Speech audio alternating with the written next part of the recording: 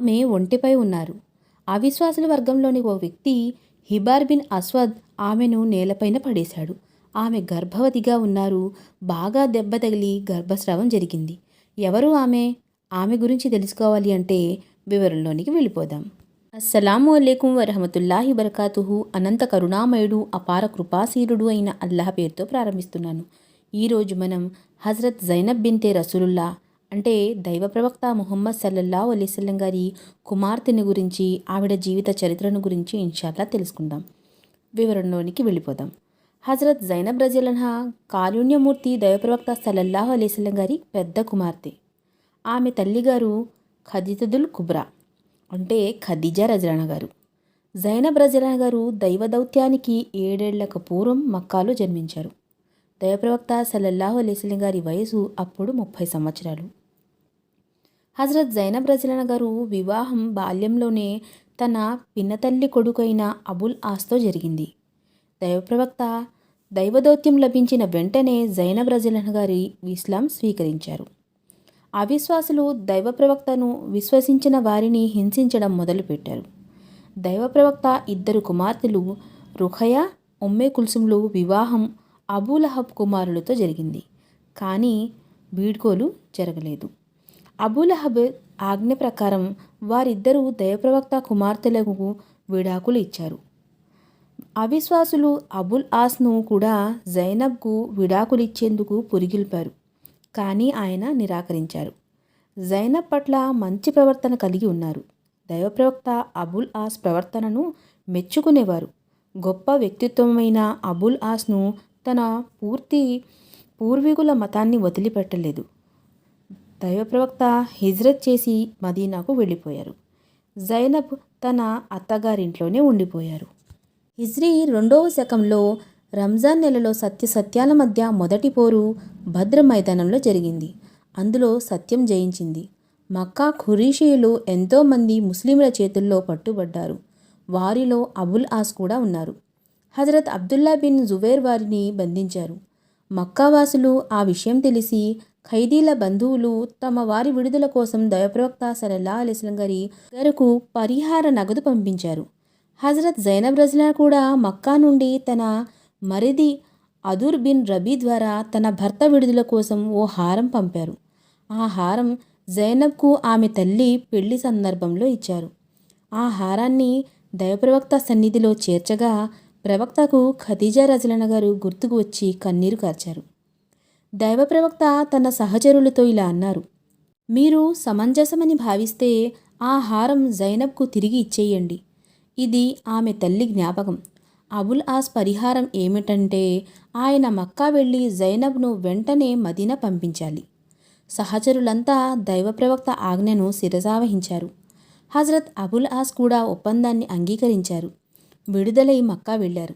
దైవప్రవక్త ఆయనతో పాటు జైద్ బిన్ హారిసాను పంపి బతాన్ ప్రదేశంలో నిరీక్షించి జైనబ్ మక్కా నుండి అక్కడకు రాగానే ఆమెను తీసుకుని మదీనా రమ్మని చెప్పారు.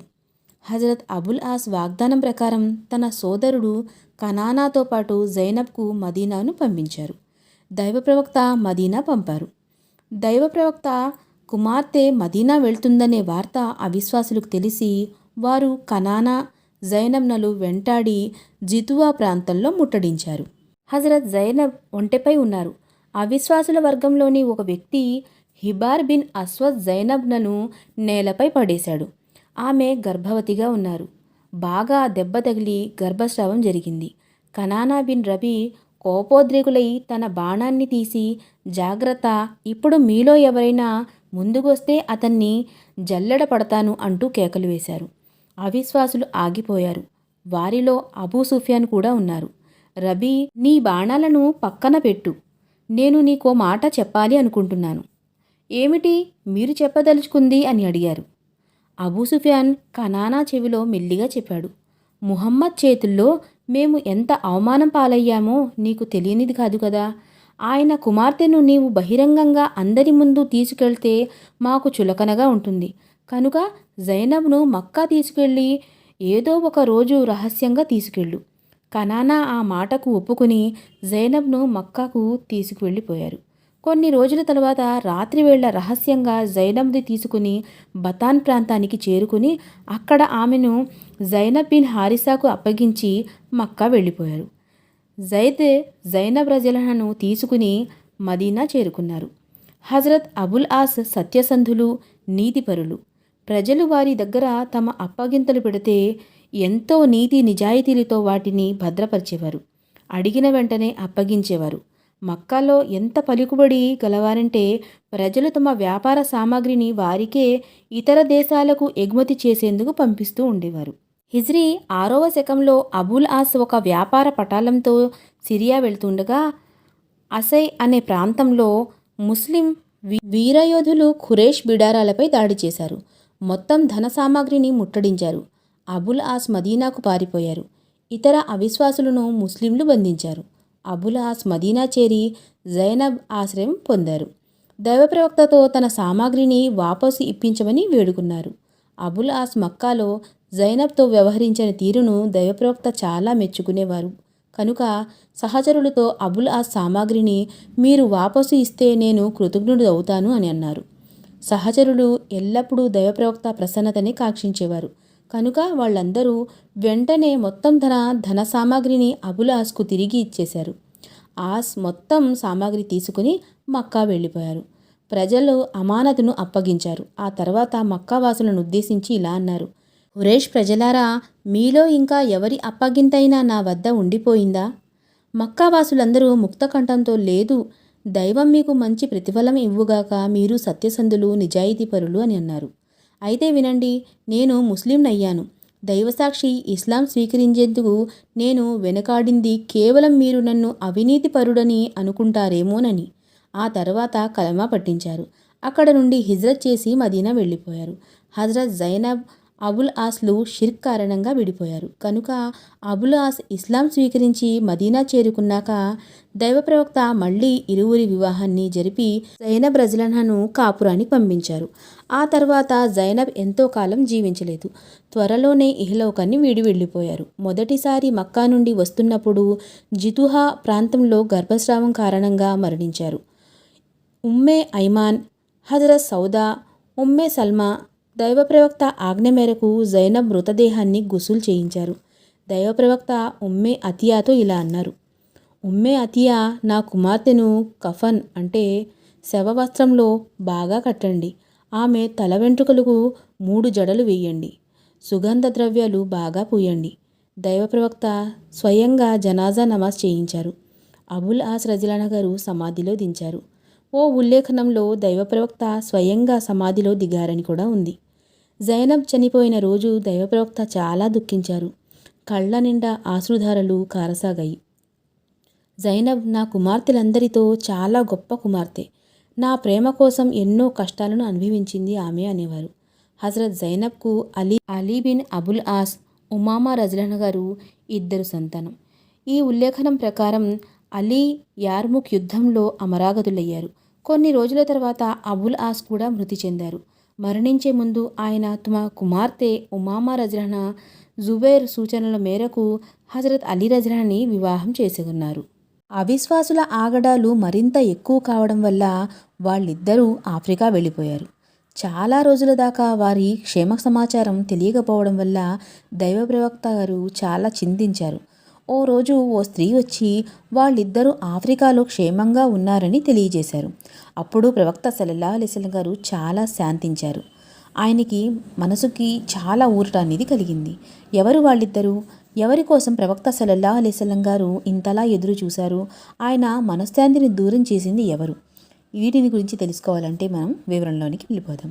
హజరత్ రుఖయా బిన్తే రసూలుల్లా అంటే దైవ ప్రవక్త సల్లల్లాహు అలైహి వసల్లం గారి 2వ కుమార్తె గురించి ఇన్షాల్లా తెలుసుకుందాం. హజరత్ రుఖయా, ఈమె దైవ ప్రవక్త సల్లల్లాహు అలైహి వసల్లం గారు ఖదీజతుల్ కుబ్రా అంటే ఖదీజా రజియల్లాహు వారి 2వ కుమార్తె. దైవదౌత్యానికి 7 ఏళ్ల ముందు జన్మించారు. మహనీయుల వయసు అప్పుడు 33 సంవత్సరాలు. హజరత్ రుఖయా జైనబ్ కన్నా 3 సంవత్సరాల చిన్నవారు. అంటే మనం గతంలో రుఖయా గురించి కూడా చెప్పుకోవడం జరిగింది. వారికన్నా ఈవిడ 3 సంవత్సరాల చిన్నవారు. ఈమె మొదటి వివాహం తన పినతండ్రి కొడుకైన ఉద్బా బిన్ అబూలహబ్తో జరిగింది. సూరే లహబ్ అవతరించినప్పుడు ఉత్బా తన తండ్రి ఆజ్ఞానుసారం రుఖయ్యకు విడాకులిచ్చేశాడు. అప్పటికే ఇంకా ఆమె వీడుకోలు జరగలేదు. కొన్ని రోజుల తర్వాత ఉస్మాన్ బిన్ అఫ్ఫాన్ ఇస్లాం స్వీకరించారు. అత్యంత ధనికులు, సత్యసంధుడైన యువకుడు గనుక ఉస్మాన్ని దైవప్రవక్త సల్లల్లాహు అలైహి వసల్లం గారు తన అల్లుడుగా ఎంచుకున్నారు. హజరత్ ఉస్మాన్ రజల్లాహు కూడా మనస్ఫూర్తిగా అదే కోరుకున్నారు. మక్కాలోనే రుఖయ్య వివాహం ఉస్మాన్తో జరిగింది. మక్కాలో అవిశ్వాసులు ముస్లింలను విపరీతమైన హింసలకు గురి చేస్తూ ఉండేవారు.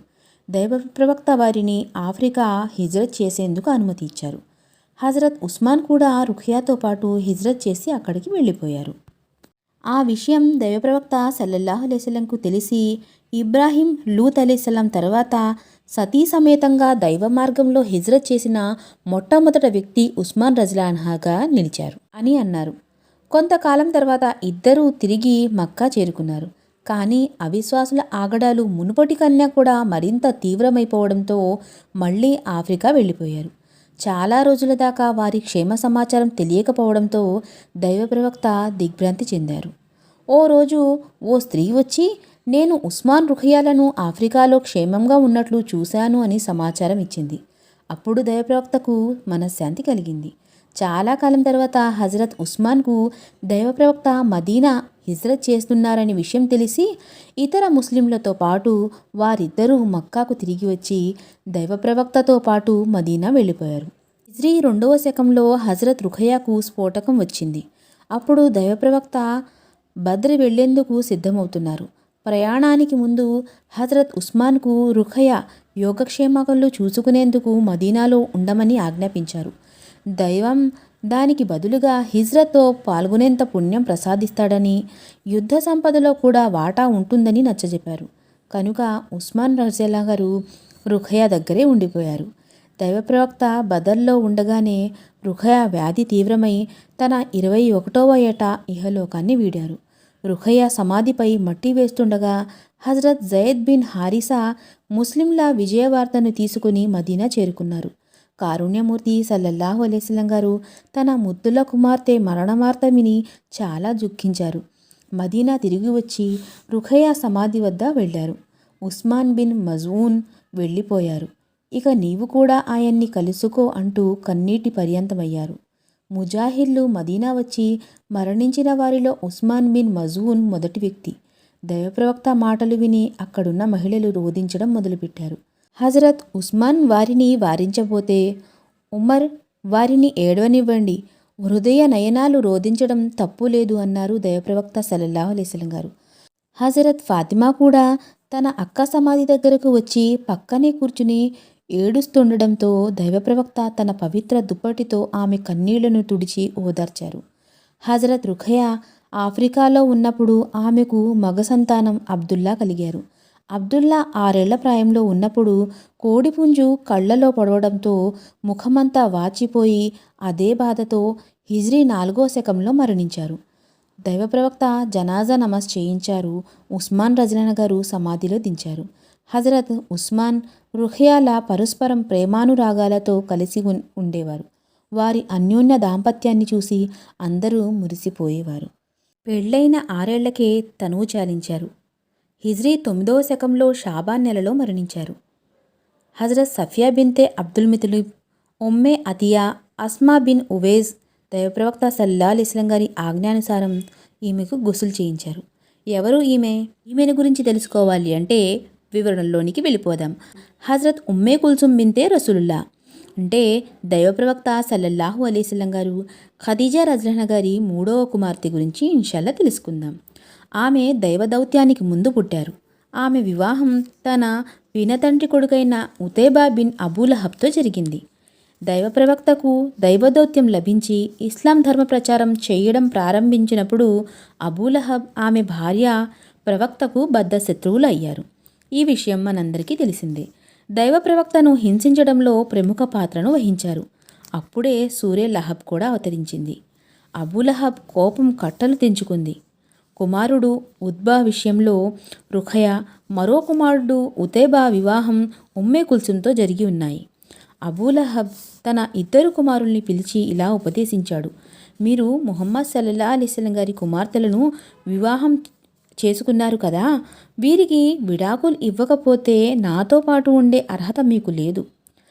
ఈ ఇద్దరు కుమారులు ఆ మాటలు విని దుర్మార్గుడైన తన తండ్రి ఆజ్ఞను శిరసావహిస్తూ ఉత్బా రుఖయాకు, ఉతేబా ఉమ్మే కుల్సుంకు విడాకులు ఇచ్చారు. విడాకులు పొందిన తర్వాత హజరత్ రుఖయా ఉస్మాన్ను వివాహం చేసుకున్నారు. గతంలో మనం వారి చరిత్రను కూడా తెలుసుకోవడం జరిగింది. వివాహమైన కొన్నాళ్లకే ఆమె మరణించారు. ఆమె మరణంతో ఉస్మాన్ చాలా దుఃఖించారు. ఆ రోజుల్లోనే ఉమర్ రజియల్లాహు కుమార్తె హఫ్సా వితంతులయ్యారు. ఆయన తన కుమార్తె హఫ్సాను చేసుకోమని ఉస్మాన్ను కోరారు. కానీ ఉస్మాన్ నిరాకరించారు. దైవప్రవక్తకు తెలిసి ఉమర్తో ఇలా అన్నారు: నేను హఫ్సా కోసం ఉస్మాన్ కన్నా ఉత్తమమైన వ్యక్తి, ఉత్తమమైన సంబంధం చెప్తాను. ఉస్మాన్ కోసం హఫ్సా కన్నా ఉత్తమమైన సంబంధం చూపిస్తాను. హఫ్సా నిఖా నాతో జరిపించండి. నా కుమార్తె ఉమ్మే కుల్సుం వివాహం ఉస్మాన్తో జరిపిస్తాను. హజరత్ ఉమర్ వెంటనే అంగీకరించారు. కనుక హఫ్సా నికా దైవప్రవక్త సల్లల్లాహు అలైహి వసల్లం గారితో జరిగింది. ఉమ్మే కుల్సుం నికా ఉస్మాన్ రజియల్లాహు గారితో జరిగింది.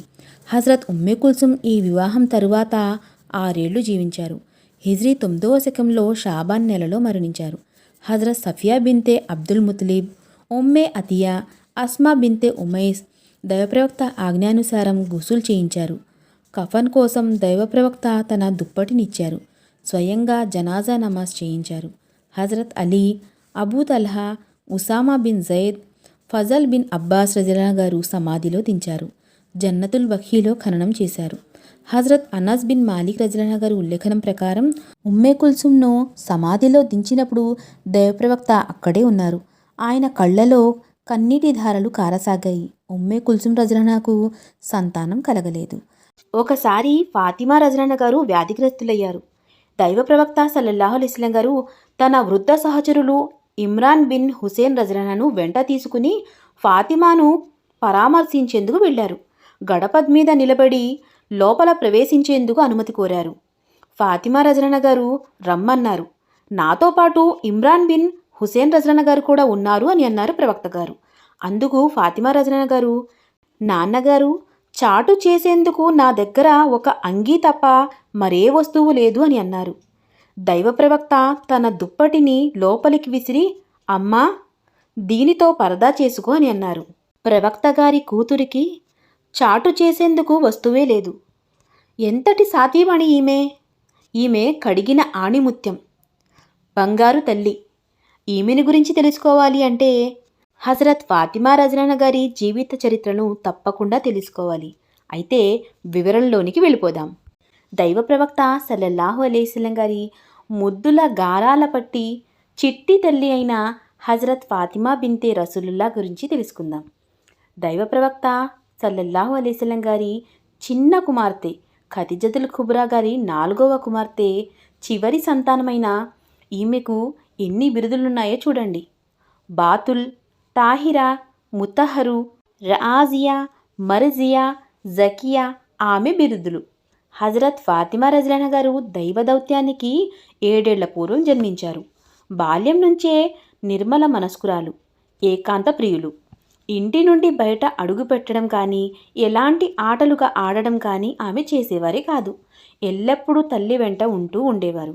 తల్లి ఖదీజా రజియల్లాహు గారు తండ్రి దైవప్రవక్తతో అడిగే ప్రశ్నలతో ఆమె మేధాశక్తి, తెలివితేటలు తేటతెల్లమయ్యేవి.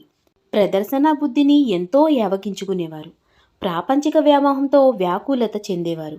ఒకసారి ఖదీజా రజియల్లాహు గారి బంధువులలో పెళ్లి ఉండగా ఆమె ఫాతిమా కోసం ఖరీదైన దుస్తులు, నగలు కొన్నారు.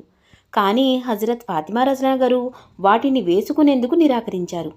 ఎంతో నిడారంబరంగా పెళ్లిలో పాల్గొన్నారు. అంటే బాల్యం నుంచి ఆమె ప్రవర్తనలో దైవభీతి, నిడారంబత ఉట్టిపడేది. హజరత్ ఖదీజా రజియల్లాహు గారు హజరత్ ఫాతిమా రజియల్లాహు గారికి విద్యా శిక్షణలు చెప్పడం కోసం చాలా శ్రద్ధ తీసుకునేవారు. ఒకసారి ఆమె ఫాతిమా రజియల్లాహు గారు పాఠాలు నేర్పుతూ ఉండగా చిన్నారి ఫాతిమా రజియల్లాహు గారు ఇలా అడిగారు: అమ్మా, మనం దైవానుగ్రహాలను ఎప్పుడూ చూస్తూనే ఉంటాం, కానీ దేవుడిని నేరుగా ఎందుకు చూడము, అంటే ఎందుకు కనిపించడు అని. హజరత్ ఖదీజా రజియల్లాహు గారు చిట్టి తల్లి, మనం ప్రపంచంలో మంచి కార్యాలు చేసి దైవాజ్ఞలకు శిరసావహిస్తూ ఉంటే ప్రళయ దినాన దేవుని ప్రసన్నతకు అర్హులమవుతాము. అప్పుడే దైవ దర్శనం లభిస్తుంది అని చెప్పారు. దైవ దౌత్యపు 7వ ఏట హజరత్ ఖదీజా రజరణ గారు పరమాపదించడంతో ఫాతిమా రజరణ గారు దుఃఖసాగరంలో మునిగిపోయారు. ప్రవక్త ఫాతిమా రజరణ గారి శిక్షణ, సంరక్షణ కోసం సౌదాను నిఖా చేసుకున్నారు. దైవ ప్రవక్త సల్లల్లాహు అలైహి వసల్లం గారి జీవితమంతా ధర్మ ప్రచారానికే అంకితమయ్యేది. అప్పుడప్పుడు తీరిక దొరికినప్పుడు ఫాతిమా రజరణ దగ్గరకు వచ్చి ఆమెను ఓదార్చుతూ అమూల్యమైన హితోపదేశాలు చేస్తూ ఉండేవారు. ఏకాంత సమయంలో హఫ్సా రజరణ గారు, ఆయిషా రజరణ గారు, అస్మా బింతే అబూబకర్ గారు, ఫాతిమా బింతే జుబైర్ రజల్లా గారు ఇలా కొందరు వచ్చి ఆమె దగ్గర కూర్చుని ఓదార్చేవారు. ధర్మ ప్రచారం చేసినందుకు అవిశ్వాసులు దైవ ప్రవక్తను ఎన్నో బాధలు పెట్టేవారు. ప్రవక్త పవిత్ర శిరస్సుపై మట్టి వేయడం, దారిలో ముళ్ళు పరచడం లాంటి హింసలకు గురి చేసేవారు. దైవ ప్రవక్త ఇంటికి చేరుకోగానే ఫాతిమా తండ్రి ఆపదలపై ఆశ్రుధారలు చార్చేవారు. అప్పుడు దైవ ప్రవక్త ఓదార్చుతూ, చిట్టి తల్లి, అధైర్యపడకు, దైవం నీ తండ్రిని ఒంటరిగా వదిలివేయడు అని అనేవారు.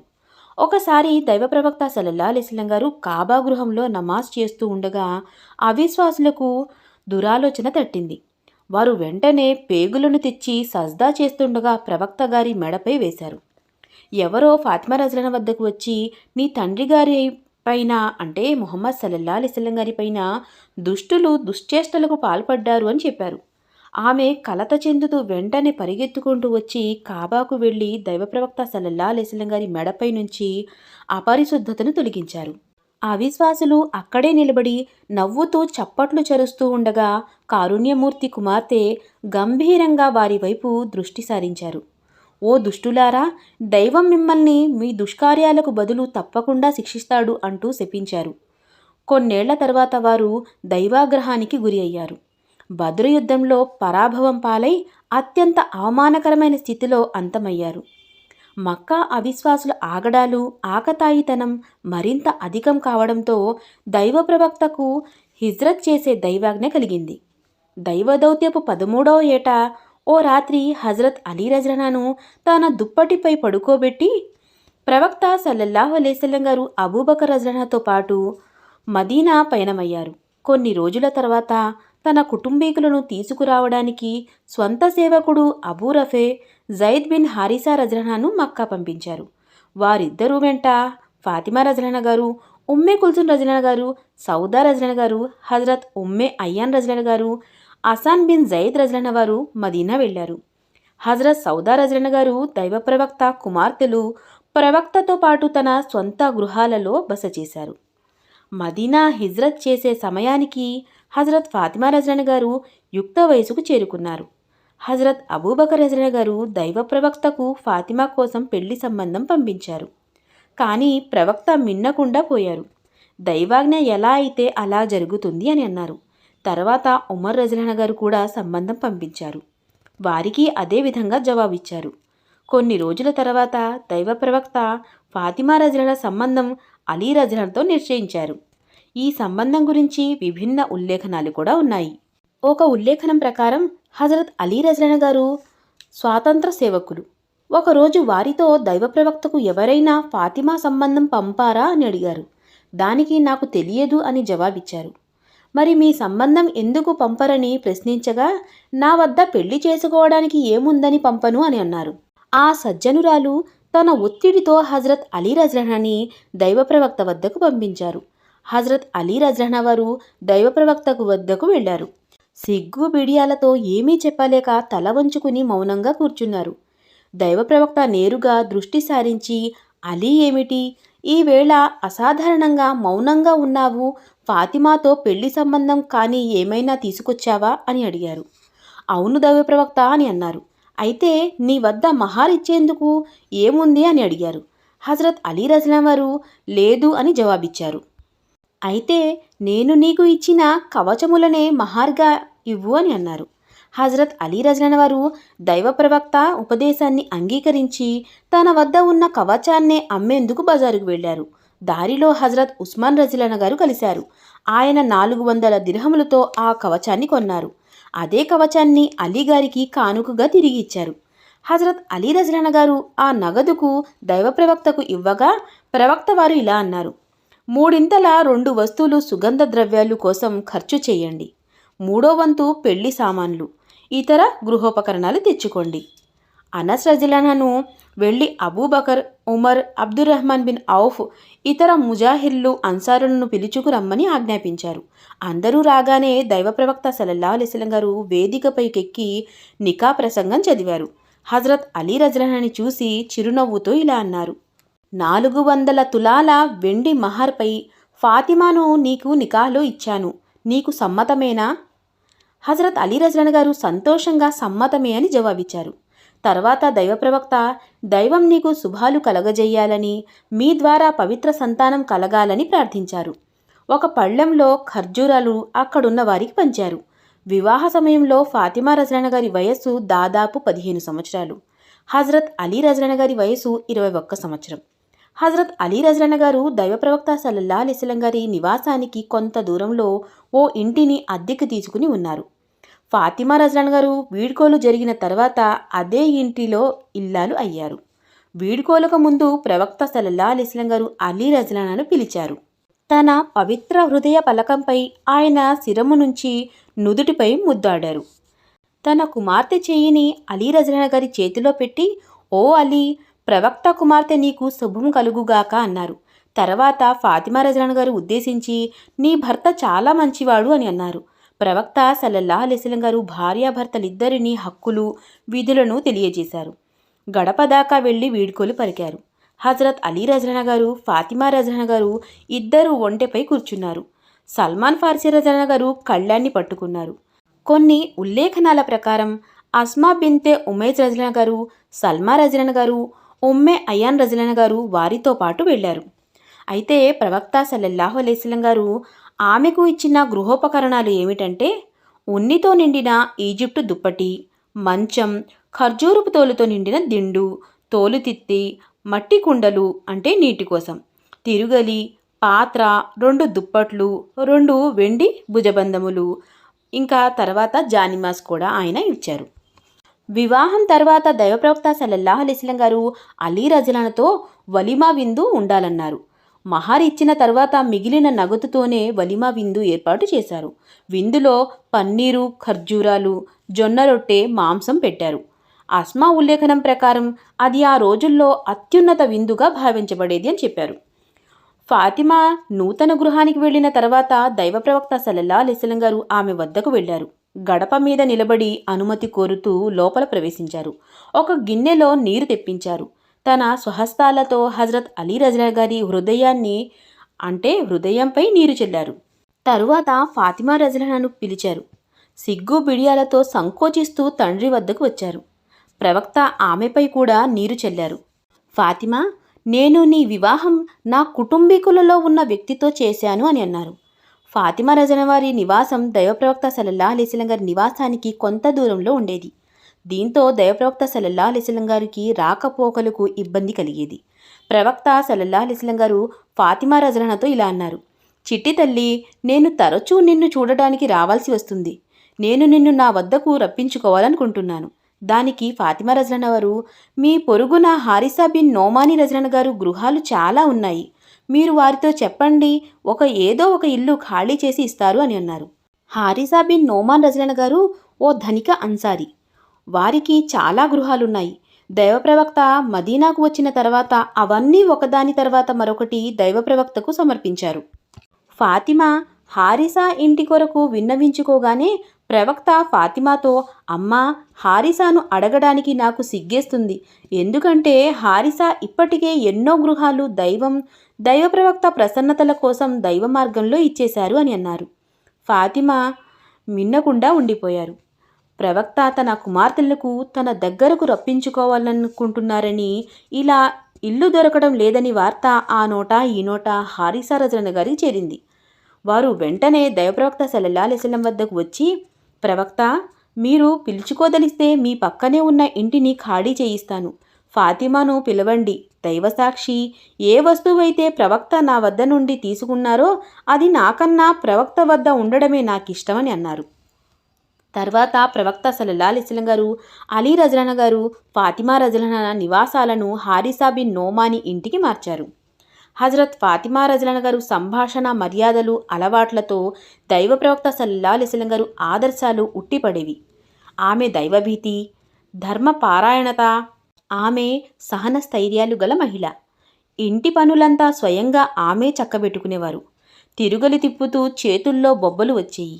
పొయ్యి రాజేస్తూ ఇల్లు చిమ్ముతూ బట్టలు మాసిపోయేవి. ఇంటి పనులే కాకుండా దైవారాధన కోసం అధికంగా చేసేవారు. తండ్రి అరబ్ దేశ మహారాజు, విశ్వకారుణ్యమూర్తి కుమార్తె. అల్లుడు ఎన్నెన్నో రోజులు పస్తులు ఉండేవారు.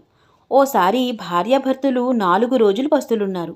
హజరత్ అలీ రజలన వారు కూలి చేసి 1 దిర్హం సంపాదించారు.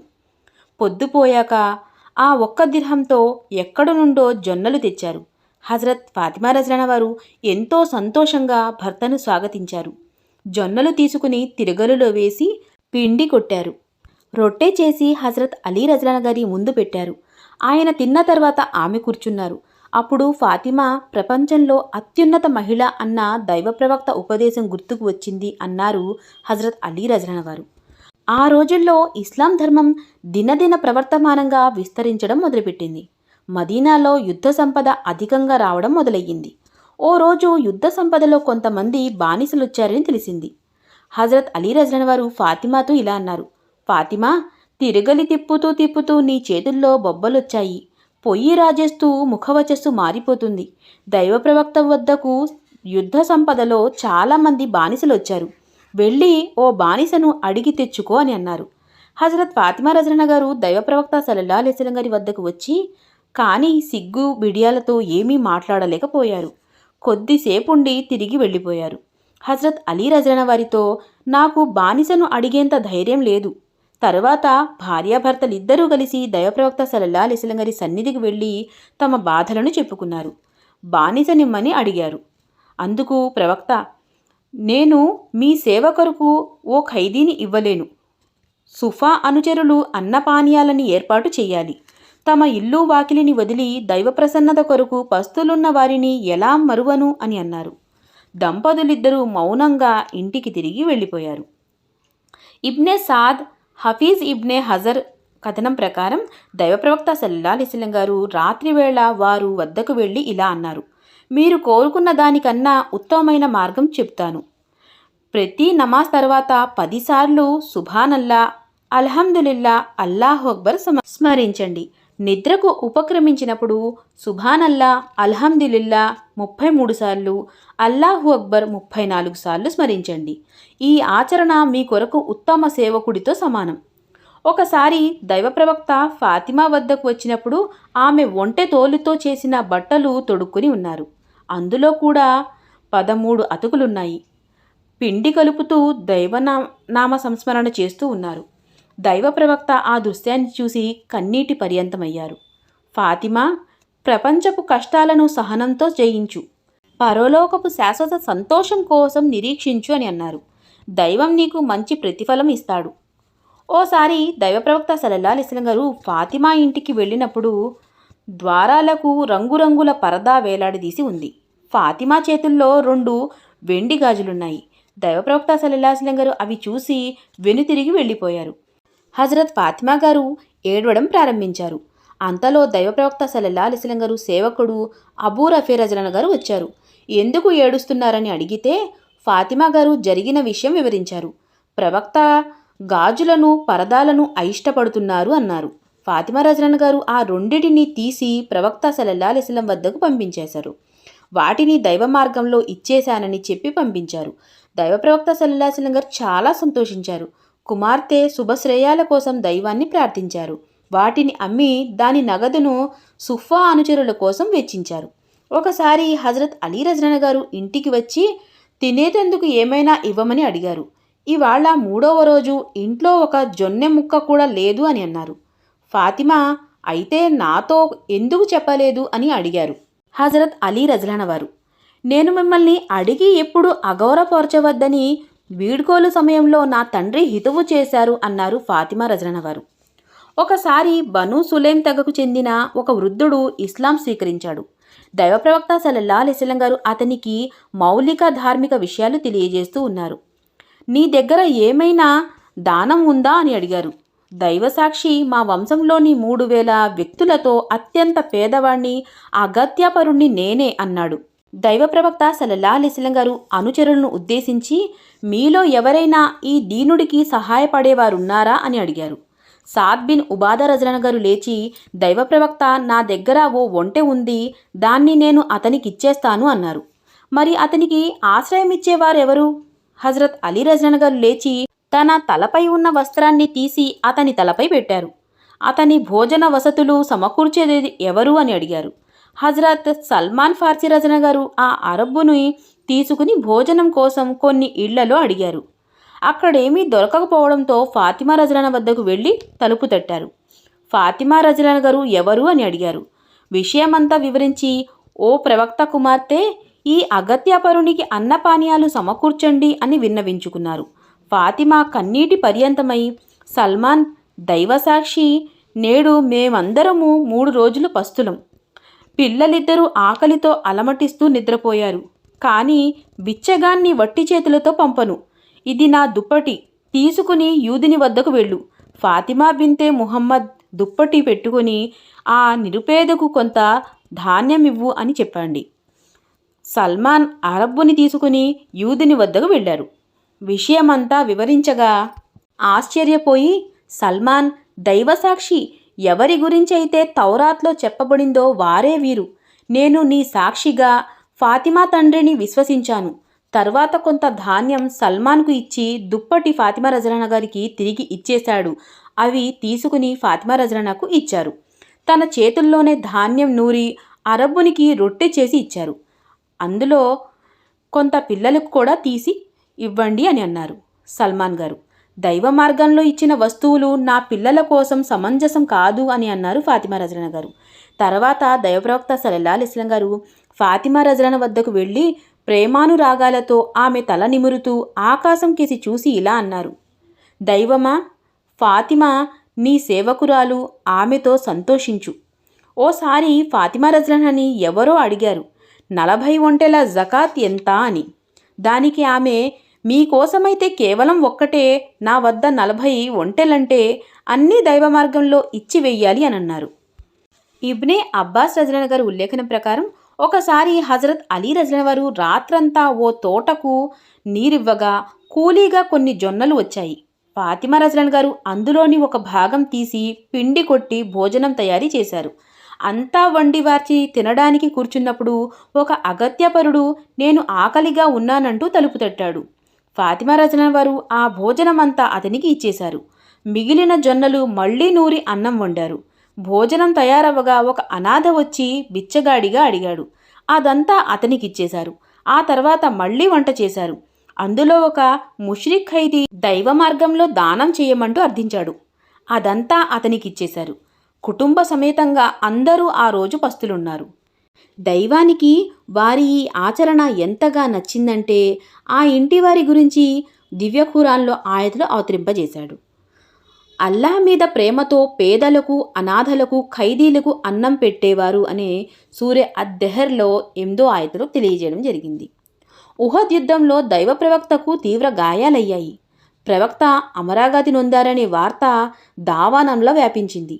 మదీనాలో ఉన్న ఫాతిమా రజనన్ గారు ఈ వార్త వినగానే దిగ్భ్రాంతి చెంది ఇతర మహిళలతో పాటు ఉహద్ యుద్ధ మైదానానికి చేరుకున్నారు. దైవ ప్రవక్తను క్షేమంగా చూసి ఊపిరి పీల్చుకున్నారు. తండ్రిని ఆ స్థితిలో చూసి చాలా కలవరపడ్డారు. ప్రవక్త గాయాలను పదే పదే కడిగేవారు. కానీ నుదుటి గాయాల రక్తం ఆగేది కాదు. చివరికి ఖర్జూరపు చాప కాల్చి గాయాలకి కట్టారు. రక్తం ఆగిపోయింది. ఒకసారి ఫాతిమా రజనన్ గారు వ్యాధిగ్రస్తులయ్యారు. దైవ ప్రవక్త సల్లల్లాహు అలైహి వసల్లం గారు తన వృద్ధ సహచరులు ఇమ్రాన్ బిన్ హుసేన్ రజనను వెంట తీసుకుని కుమార్తెను పరామర్శించేందుకు వెళ్లారు. గడప మీద నిలబడి లోపల ప్రవేశించేందుకు అనుమతి కోరారు. ఫాతిమా రజనన్ గారు రమ్మన్నారు. నాతో పాటు ఇమ్రాన్ బిన్ హుసేన్ రజనన్ గారు కూడా ఉన్నారు అని అన్నారు. అందుకు ఫాతిమా రజనన్ గారు, నాన్నగారు, చాటు వేసుకునేందుకు నా దగ్గర ఒక అంగీ తప్ప మరే వస్తువు లేదు అని అన్నారు. దైవ ప్రవక్త తన దుప్పటిని లోపలికి విసిరి, అమ్మా, దీనితో పరదా వేసుకో అని అన్నారు. తరువాత దైవ ప్రవక్త సల్లల్లాహు అలైహి వసల్లం గారు ఇమ్రాన్ బిన్ హుసేన్ రజనను ఇద్దరూ లోపల ప్రవేశించారు. ఫాతిమా రజన గారి క్షేమ సమాచారాలు అడిగారు. ఫాతిమా రజన గారు, నాన్నగారు, తీవ్ర నొప్పితో బాధపడుతున్నాను, ఆకలితో సొమ్మసిల్లిపోతున్నాను, ఇంట్లో తినడానికి ఏమీ లేదు అన్నారు. చిట్టి తల్లి, సహనం వహించు, నేను కూడా 3 రోజుల నుండి పస్తులున్నాను అన్నారు. దైవాన్ని ఏదడిగినా అది ఇస్తాడు, కానీ నేను ప్రపంచం కన్నా పరలోకానికే ఆధిక్యతనిస్తున్నాను. తల్లి, ప్రపంచపు కష్టాలతో నిరాశ చెందకు, నీవు స్వర్గపు మహిళల్లో మహారాణివి. ఓసారి ఫాతిమా రజన గారు వ్యాధితో బాధపడుతూనే రాత్రంతా దైవారాధనలో గడిపారు. ఉదయం హజరత్ అలీ రజన వారు ఫజ్ర్ నమాజ్ కోసం మస్జిద్కు వెళ్లారు. ఆమె కూడా నమాజ్ చేసుకుని పిండి కొట్టడం మొదలుపెట్టారు. అలీ రజన వారు నమాజ్ నుంచి వచ్చి ఫాతిమా రజనను ఆ స్థితిలోనే చూసి, ఓ ప్రవక్త కుమార్తె, మరీ అంతగా కష్టపడకు, కొంతసేపు విశ్రాంతి తీసుకో, లేదంటే మరింత అనారోగ్యం పాలవుతావు అని అన్నారు. దైవారాధన, మీ విధేయతే వ్యాధికి సరియైన చికిత్స. వీటిలో ఏదైనా మరణానికి కారణమైతే అంతకన్నా అదృష్టం మరేముంటుంది అని అన్నారు ఫాతిమా రజన వారు. ఓసారి దైవప్రవక్త సల్లల్లాహు అలైహి వసల్లం గారు ఫాతిమా రజనతో ముస్లిం మహిళ విశిష్టతలేమిటి అని అడిగారు. దైవ ప్రవక్త పట్ల విధేయత కలిగి ఉండడం, తన సంతానాన్ని ప్రేమానురాగాలతో ఆదరించి తన దృష్టిని కిందకి మరల్చి తన అలంకరణను దాచిపెట్టే, ఇతరులెవ్వరినీ చూడకుండా తనపై ఇతరుల దృష్టి పడకుండా ఉండడమే ముస్లిం మహిళ లక్షణాలు అన్నారు ఫాతిమా రజన గారు. దైవ ప్రవక్త సల్లల్లాహు అలైహి వసల్లం గారు ఫాతిమా రజనను అమితంగా ప్రేమించేవారు. సహీ బుఖారీ ఉల్లేఖనం ప్రకారం ఒకసారి హజరత్ అలీ రజన వారు గైరా బిన్తే అబూజహల్తో వివాహమాడతలిచారు. ఫాతిమా రజన గారు చాలా బాధపడ్డారు. దైవ ప్రవక్త సల్లల్లాహు అలైహి వసల్లం గారు ఆమె వద్దకు వచ్చినప్పుడు ఫాతిమా గారు, దైవ ప్రవక్త అలీ రజన గారు నాకు సవతిని తీసుకురావాలనుకుంటున్నారు అని అన్నారు. అది విని ప్రవక్త గారి మనసు గాయపడింది అంటూ గైరా సంరక్షకులు కూడా ప్రవక్త సల్లల్లాహు అలైహి వసల్లం గారితో నిఖా అనుమతి కోరేందుకు వచ్చారు. ప్రవక్త మస్జిదులోనికి వెళ్ళి వేదిక పైకెక్కి ఇలా అన్నారు, హిషాం కుటుంబీకులు తన కుమార్తె నికా అలీ రజన గారితో జరిపేందుకు నన్ను అనుమతి కోరుతున్నారు, కానీ నేను ససేమీరా అనుమతించను. అయితే అలీ రజన వారు నా కుమార్తెకు విడాకులిచ్చి ఇతర స్త్రీని వివాహమాడవచ్చు. ఫాతిమా నా శరీరంలోని ఒక భాగం. ఆమెను ఎవరైతే బాధ పెట్టారో వారు నన్ను బాధ పెట్టినట్టే. నేను హలాల్ను హరాంగా, హరాంను హలాల్గా చెయ్యదలచలేదు. కానీ దైవసాక్షి, దైవ ప్రవక్త కుమార్తె, దైవశత్రువు కుమార్తె ఇద్దరూ ఒకే చోట ఇమడలేరు. ఇంతటిలో హజరత్ అలీ రజన వారు నిఖా ఉద్దేశాన్ని విరమించుకున్నారు. హజరత్ అలీ రజన గారు జీవితంలోనే మరో వివాహం చేసుకోవాలనే యోచనే రానివ్వలేదు. దైవ ప్రవక్త సల్లల్లాహు అలైహి వసల్లం గారు తన కుమార్తె పట్లనే కాకుండా అల్లుడు, మనవళ్లతో కూడా ప్రేమాభిమానాలు కలిగి ఉండేవారు. హజరత్ అలీ రజన వారితో, అలీ, నీవు ప్రపంచంలో పరలోకంలో నా సోదరుడివి. ఫాతిమా పిల్లలు ఇమాం హసన్, హుసేన్ రజనను తన ముద్దుల మనవళ్ళు అని అనేవారు. ఎంతో ప్రేమ ఆప్యాయతలతో వారిని ముద్దాడుతూ తన భుజాలపైన ఎక్కించుకుని తిరుగుతూ ఉండేవారు. దైవ ప్రవక్త సల్లల్లాహు అలైహి వసల్లం గారు దివంగతులవ్వడానికి కొన్ని రోజులకు పూర్వం ఫాతిమా రజన గారు దైవ ప్రవక్త సల్లల్లాహు అలైహి వసల్లంను పరామర్శించేందుకు ఆయిషా రజన గదికి వచ్చారు. ప్రవక్త ఎంతో ప్రేమతో తన వద్ద కూర్చోబెట్టుకున్నారు.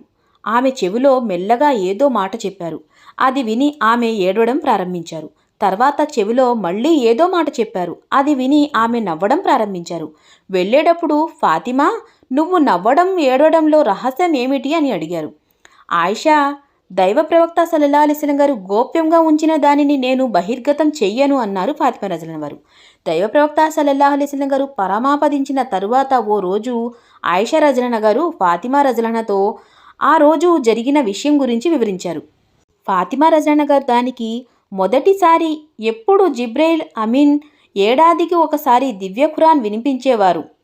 ఈ ఏడాది 2 సార్లు వినిపించారు. దానితో నా మరణ సమయం ఆసన్నమైందని భావిస్తున్నాను అన్నారు దైవప్రవక్త. దానికి నేను ఏడ్చాను. తర్వాత నా కుటుంబీకులలో అందరికన్నా ముందు నువ్వే నాకు చేరువ అవుతావు, నీవు స్వర్గపు మహిళల మహారాణి అవుతావు అని అన్నారు. ఆ మాటతో సంతోషించి నవ్వాను అని అన్నారు. మరణానికి ముందు ప్రవక్త పదే పదే స్పృహ కోల్పోయేవారు. దానితో ఫాతిమా మనస్సు చలించిపోయేది. ప్రవక్త మరణంతో ఫాతిమా రజలానా గారిపై దుఃఖం కంటలు తెంచుకుంది. దేవా, ఫాతిమా రజలాన్హా ఆత్మను ముహమ్మద్ సల్లల్లాహు అలైహి వసల్లం వద్దకు చేర్చు. నాకు దైవ ప్రవక్త సల్లల్లాహు అలైహి వసల్లం గారి దర్శనం చేయించు. ప్రళయ దినాన ముహమ్మద్ సల్లల్లాహు అలైహి వసల్లం గారు సిఫారసుకు అర్హత కలిగించు అని వేడుకుంటూ ఉండేవారు. ప్రవక్త సల్లల్లాహు అలైహి వసల్లం గారి అంత్యక్రియలు పూర్తయిన తర్వాత సహచరులు సంతాపం ప్రకటించేందుకు ఆమె వద్దకు వచ్చారు. కానీ ఆమెకు ఏమాత్రం సంతృప్తి కలిగేది కాదు. దైవ ప్రవక్త మరణించిన తర్వాత ఫాతిమా రజలానాను నవ్వినట్లు ఎవ్వరూ చూడలేదు. దైవ ప్రవక్త సల్లల్లాహు అలైహి వసల్లం గారు పరమాధిపతించిన తర్వాత ఆస్తి వివాదం తలెత్తింది. ఫదక్ అనే ఓ పొలమును దైవప్రవక్త సల్లల్లాహు అలైహి వసల్లం గారు కొందరికి కౌలుపై రాబడిలో సగభాగం వారు తీసుకుని సగభాగం దైవప్రవక్త సల్లల్లాహు అలైహి వసల్లం గారికి ఇచ్చేటట్లు షరతు పెట్టారు. దైవప్రవక్త సల్లల్లాహు అలైహి వసల్లం గారు తన భాగంలో కొంత పేదవారి కోసం ఖర్చు పెడుతూ ఉండేవారు. మిగిలినదంతా ప్రయాణికులు, అగత్య పరులకు వెచ్చించేవారు. ఫాతిమా రజలానాకు కొందరు ఫిదక్ దైవ ప్రవక్త సొంత పొలమని, దాని వారసురాలివి నీవేనని చెప్పారు. దాంతో ఆమె అబూబకర్ వద్ద ఫిదక్ ఆస్తి కోసం దావా వేశారు. ఫాతిమా రజలానా గారు దైవ ప్రవక్త కుటుంబీకుల్ని, నేను నా కుటుంబీకుల కన్నా అమితంగా ప్రేమిస్తున్నాను. ఇబ్బందేమంటే ప్రవక్తలు వదిలిన ఆస్తి సదకాగా భావించబడుతుంది. అందులో వారసత్వం సమస్యలు తలెత్తకూడదు కనుక ఆస్తి పంపకం చెయ్యలేను. అయితే ప్రవక్త హయాంలో వారి కుటుంబీకులు పొందిన ఆదాయం ఇప్పుడు పొందవచ్చు అని జవాబిచ్చారు. హజరత్ అబూబకర్ రజలానా గారు ఆ మాటలతో ఫాతిమా రజలానా గారు చాలా విస్మయం చెందారు. అబూబకర్తో విముఖతగా ఉన్నారు. మరణించేదాకా ఆయనతో మాట్లాడలేదు. ఒక ఉల్లేఖనం ప్రకారం ఆమె వ్యాధికి గురి అయినప్పుడు అబూబకర్ రజలానా గారు పరామర్శించేందుకు వచ్చారు. ఫాతిమా తన ఇంట్లోకి వచ్చేందుకు అనుమతించారు. తన కోపాన్ని దిగమింగుకున్నారు. దైవ ప్రవక్త సల్లల్లాహు అలైహి వసల్లం గారు దివంగతులైన తర్వాత ఫాతిమా రజలానా గారు వ్యధాభరితంగా ఉదాసీనంగా ఉండసాగారు. ప్రవక్త మరణానికి 6 నెలల తర్వాత రంజాన్ నెల హిజ్రీ శకం 11వ శకంలో ఆమె కూడా స్వర్గస్థులయ్యారు. తన మరణానికి ముందు అస్మా బింతే ఉమేస్ రజలానా గారు పిలిచారు. నా జనాజా తీసుకెళ్లేటప్పుడు, అంత్యక్రియలు జరిగేటప్పుడు పూర్తి పరదాను పాటించాలని, గొసూలు చేయించేటప్పుడు నా భర్త తప్ప వేరేవారు సహాయం తీసుకోకూడదని, అంత్యక్రియలప్పుడు ఎక్కువ జనసందోహం ఉండకూడదని చెప్పారు. కనుక ఫాతిమా రజలానా గారు పరమాపదించిన తరువాత ఆమె జనాజా అదే విధంగా తీసుకువెళ్లారు. అతి కొద్ది మందికి మాత్రమే జనాజాలో పాల్గొనే అవకాశం లభించింది. ఎందుకంటే రాత్రిపూట మృతి చెందారు. హజరత్ అలీ రజలానా గారు ఆమె వీలునామా ప్రకారం రాత్రిపూటే అంత్యక్రియలు పూర్తి చేశారు. హజరత్ అబ్బాస్ రజలానా గారు జనాజా నమాజ్ చేయించారు. అలీ రజలానా గారు హజరత్ ఫజల్ బిన్ అబ్బాస్ సమాధిలో దించారు. దారే అఖిల్కు ఓ మూలన ఖననం చేశారు. హజరత్ ఫాతిమా రజలానాకు 6 సంతానం కలిగారు. హజరత్ ఇమాం హసన్ హుసేన్ రజలానా గారు, హజరత్ ముహసిన్ రజలానా గారు, హజరత్ ఉమ్మే కుల్సుమ్ రజలానా వారు, హజరత్ రుఖియా రజలానా వారు, హజరత్ జైనబ్ రజలానా వారు. ముహసిన్, రుఖియాలు బాల్యంలోనే చనిపోయారు. హజరత్ ఇమామే హసన్ హుసేన్లు, ఉమ్మే కుల్సుమ్లు, జైనబ్లు రజలాను ఇస్లామీయ చరిత్రలో పేరుగాంచిన ప్రముఖ వ్యక్తులుగా ప్రసిద్ధి చెందారు. దైవ ప్రవక్త వంశం ఫాతిమా రజలానా ద్వారానే మిగిలిపోయింది. చరిత్రకారులు ఫాతిమా రజలానా గొప్ప విశిష్టత గల స్త్రీ అని వర్ణిస్తున్నారు. అల్లాహ్ సుబ్హానహు వ తఆలా మనందరికీ ఇంకా ఎన్నో విషయాలు తెలుసుకుని వాటిపైన అమలుపరిచే సద్బుద్ధిని ప్రసాదించాలని నేను దువా చేస్తూ ముగిస్తున్నాను. అస్సలాము అలైకుం వరహమతుల్లాహి వబరకాతుహు.